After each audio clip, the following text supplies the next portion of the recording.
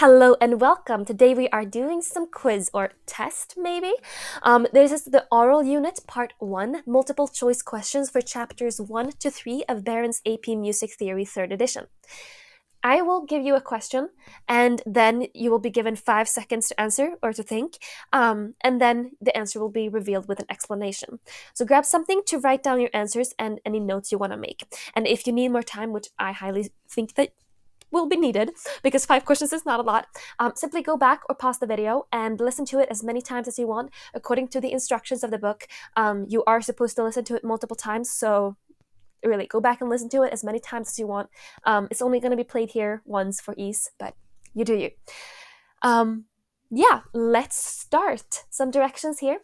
Each of the questions or incomplete statements following is followed by 4 suggested answers or completions. Select the best answer in each case and circle your answer on the page, or in this case, write them down. Let's start. Question 1. Which of the following pitches are sounded? Notice that 2 answers begin with a minor second and 2 answers begin with a major second. Let's listen.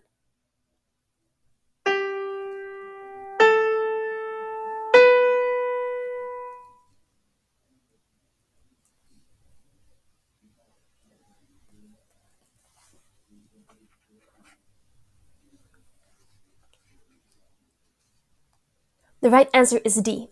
The pattern played was 2 whole steps. Answers B and D both began with the major second, so the other 2 could be eliminated after the first hearing. Confirm the correct answer with the second listening. Question 2. Which of the following pitches are sounded?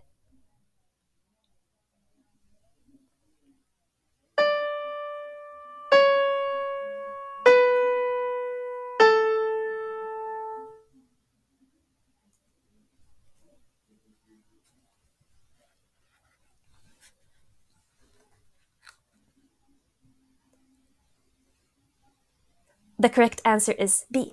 The pattern play was descending D major scale pattern. Question 3. Which of the following pitches are sounded?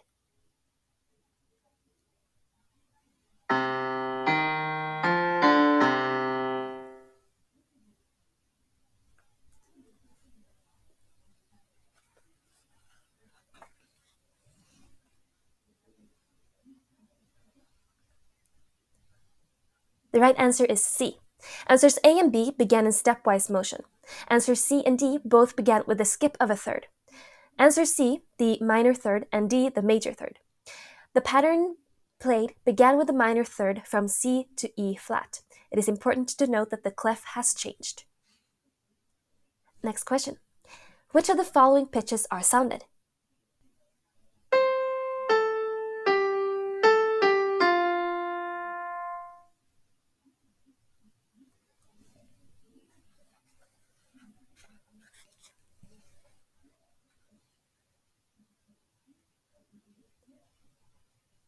The right answer is D. 2 answers start on C and proceed in a descending pattern to end on E flat. 1 answer starts on C and descends to E natural, and 1 answer starts on C and descends to F. Each pattern begins with a different interval. The first interval played was a minor third, and the pattern was from So to Mi in F major. Next question. Which of the following scale patterns is played?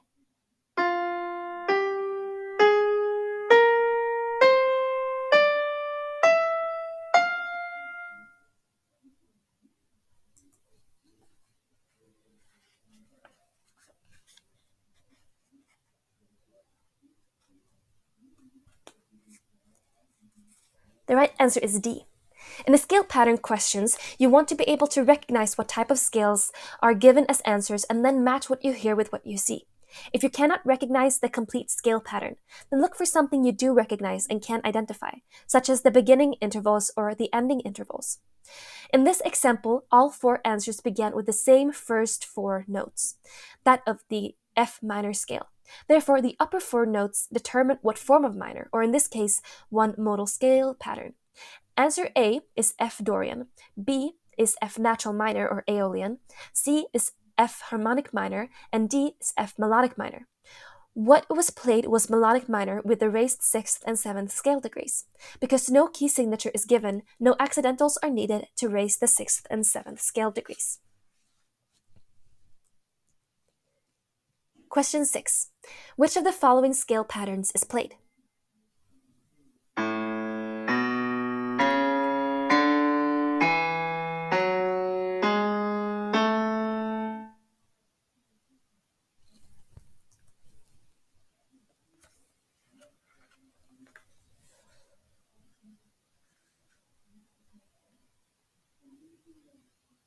The right answer is A. In this example, you must recognize the change of clef. Notice both question 5 and 6 begin on the first space of the staff, so it's easy to overlook the change of clef because these questions look similar. What was played was an A major scale.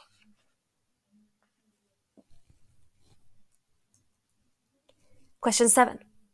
The next four patterns represent modes that all begin on D. Which of the following modal scale patterns is played? Can you identify all four modes?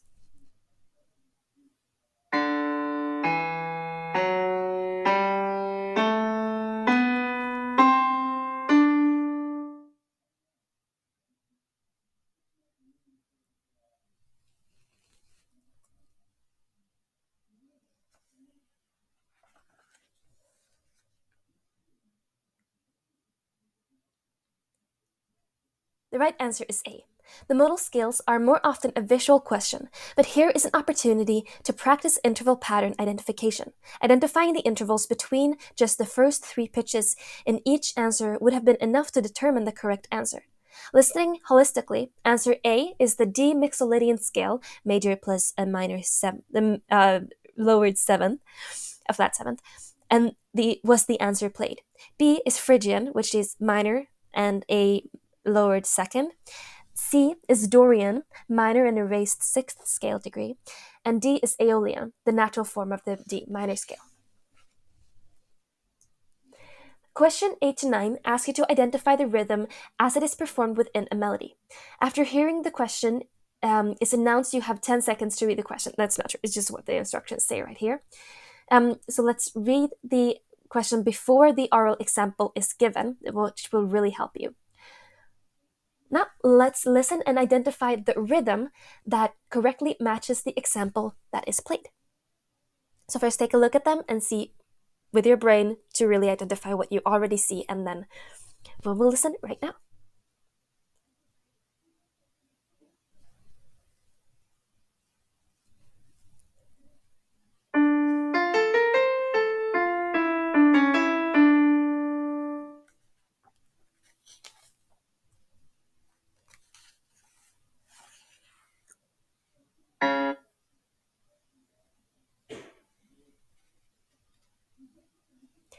The right answer is A.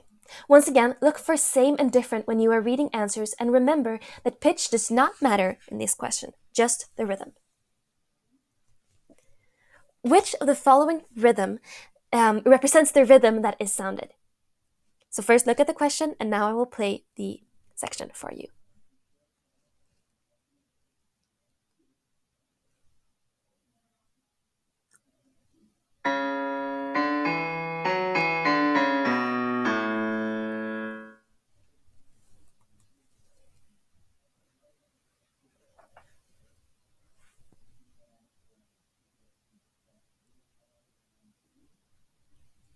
The right answer is B.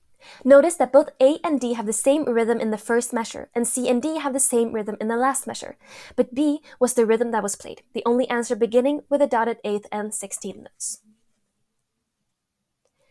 Question 10 to 12 are based on an excerpt that is printed correctly below. However, you will hear several errors in either pitch or rhythm. The questions ask you to identify those errors. So before listening, take a look at the measure and the excerpts and the measures below, and let's start listening. Question 10. In the measure 1, there is an error in the pitch in the treble staff, pitch in the bass staff, rhythm in the treble staff, or rhythm in the bass staff. Question 11 asks, in measure 2, there is an error in pitch on beat, 1 treble clef, 1 bass clef, 4 treble clef, or 4 bass clef. In measure 3, there is an error in rhythm in the treble staff, rhythm in the bass staff, pitch in the bass staff, or pitch and rhythm in the treble staff. Now, let's listen to the excerpt.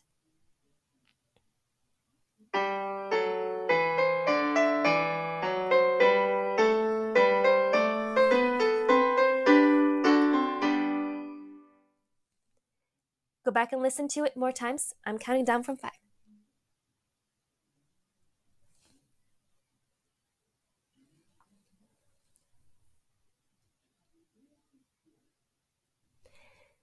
Question 10, B is the correct answer. The error on E is beat 3. What is printed is do, ti, do, so, but what is played is a descending scale-wise pattern of do, ti, la, so. Question 11, D is the correct answer. The error in measure 2 is in the pitch in the bass clef on beat 4. What is written is la, ti, do, so, but what is played is la, ti, do, re. In question 12, D is the correct answer. In measure 3, there were 2 errors, both in treble clef.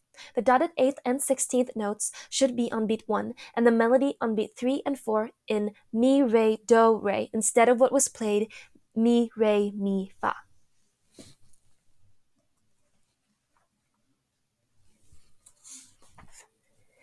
Question 13 to 20 are based on an excerpt containing 2 sections of a piano sonata by Mozart. Each section contains 2 phrases. Let's read the questions and then listen to them. Question 13. The first note of the melody is what scale degree? 1, 3, 5, or 7?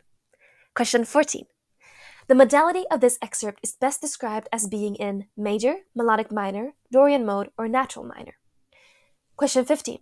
The meter of this excerpt is simple duple, simple triple, compound duple, or compound simple. Question 16. The predominant one-measure rhythmic pattern of this excerpt is.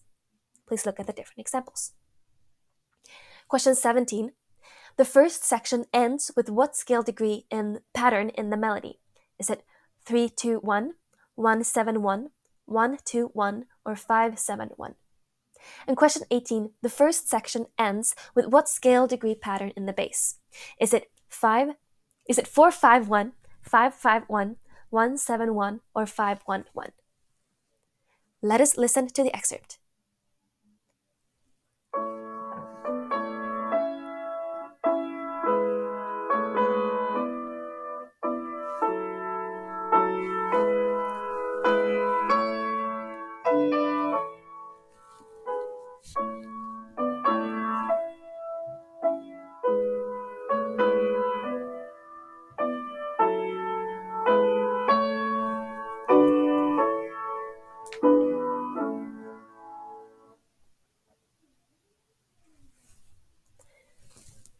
Please go back and listen to it as many times as you need.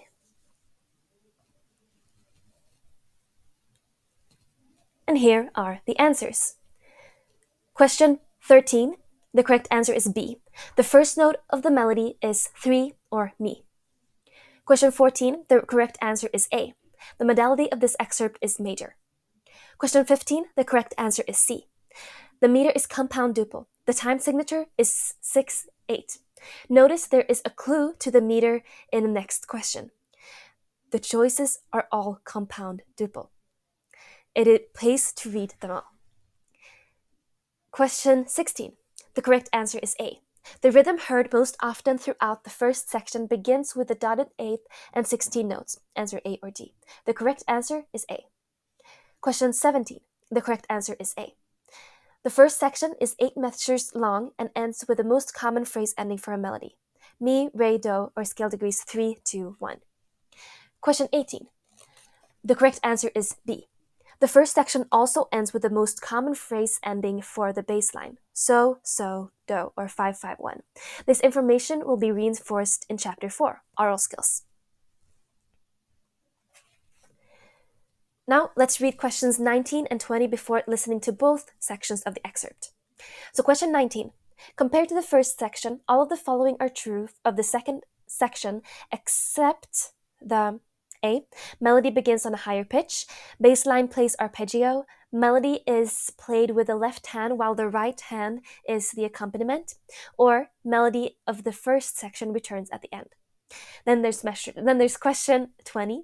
Which of the following statements is true of the second section?